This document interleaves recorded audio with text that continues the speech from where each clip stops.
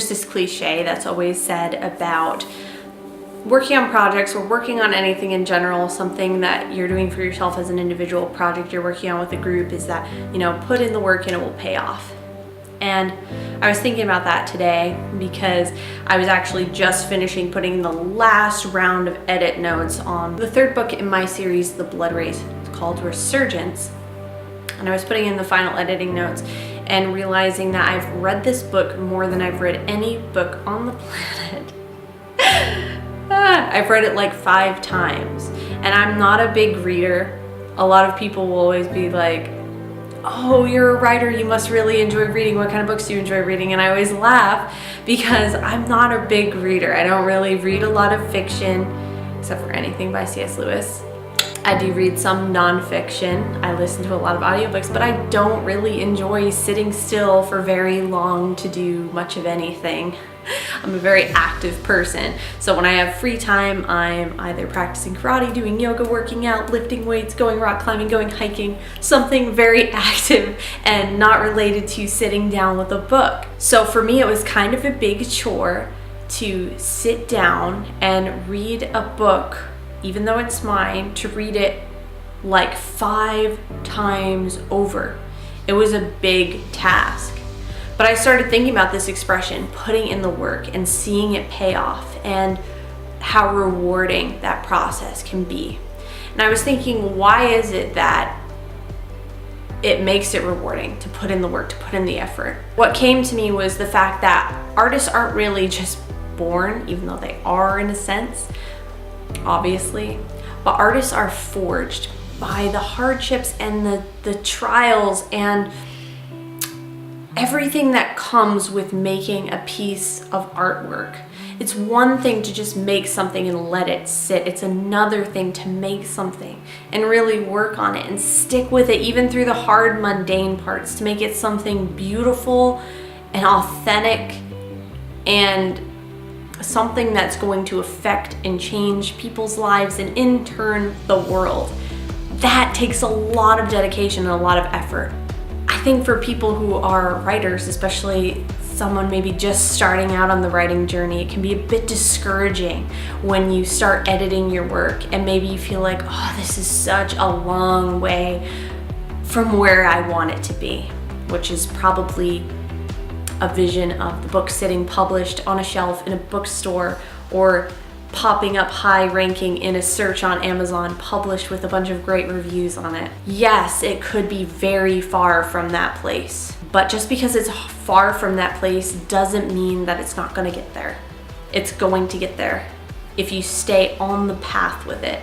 And staying on the path means sticking with it no matter what comes up, staying with it, doing the work, putting the work in. That's why I said artists are forged.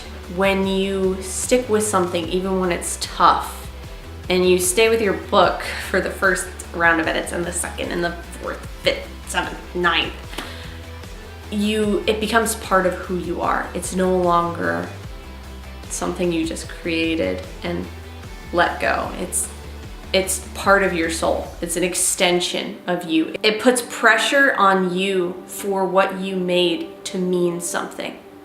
Because why would you stay with something for the long run that doesn't really mean anything? What are we doing if we're not making something that means something? There has to be a reason. There has to be a reason. And if you can't immediately identify, like if someone said, what is your reason for writing that book? What is your reason for doing that project? What is your reason for choosing that career? If you can't immediately tell them, this is my reason, that's something I highly encourage you to sit down, do some deep breathing with a notebook. The notebook won't be doing the deep breathing, but you know what I mean? Notebook by your side. Spend some time thinking about, what is my reason? Why am I doing this? Why am I doing this? I love, there's a TED Talk by Simon Sinek where he talks about people don't buy what you do, they buy why you do it. And that's such a huge principle, because it's not so much just the thing you're creating, it's the reason why. And I'm a firm believer in the fact that we're all meant to be taking part in changing this world and making it a better, more beautiful, healthy, safe place for all of its inhabitants. There are so many things we can look at and despair, or we can choose to have hope. We can choose to look at a problem or something that makes us angry or something that makes us feel so depressed, to know that that's even going on in the world. There are many, many, many things like that. Or we can look at that and allow it to drive us and be like, you know what, I'm going to use the gifts I've been given. I'm going to use my voice. I'm going to use my art form to make something that changes that, to make something that speaks for those who have no voice. I went through this process with making a film called Voiceless with a nonprofit organization I co-founded with my sister. The film is all about why cetaceans, whales, and dolphins don't belong in captivity, and why it's important to preserve them in the wild and protect them in the wild. And making that film was such an incredible journey because it showed me that I had a voice, I had a gift, I had a reason. There was a reason we were making this film. There was a reason we were putting in all the work, and it took years to make this film. If you want to watch it, check it out up there. It's about 30 minutes long and it's free.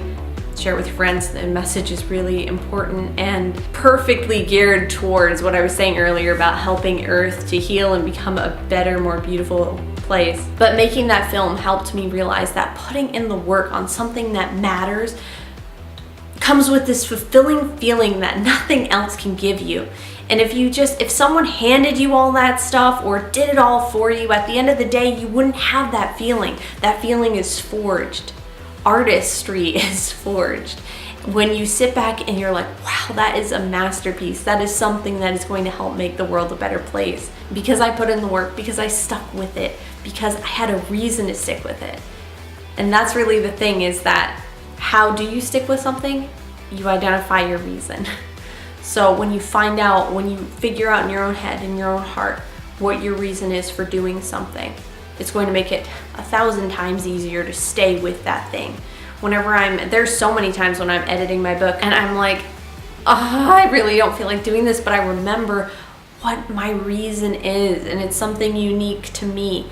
And your thing will be unique to you, but it's something that drives you and propels you to continue putting in the work and making your thing, making your artwork, which in turn could very well change someone's life and in turn change the world. And what on earth could be more beautiful than that? Comment below and tell me what your reason is if you feel like sharing it. What's something that drives you when you're working on a creative project, whether it's a book or songwriting or some other awesome inspired projects? What's something that you're like, yeah, that propels me. That's the reason why I do that. I'd love to hear all about it. I am literally all about that. That is something, this whole concept that I unpacked here is something I think about constantly. And it's something that constantly drives me, and I just want to totally just open this topic and talk about it so much more than I already do. If you like this video, share it with a friend who might need a little boost of inspiration in finding their own reason for why they're working on their passion project, or just, help motivate them to keep going. Click the subscribe button, the bell if you want to be notified, and check out my Patreon if you want to get exclusive content that has to do with inspiration, motivation, and my writing. Thank you guys so much for watching. Have an absolutely inspired day, and I will see you in the next video.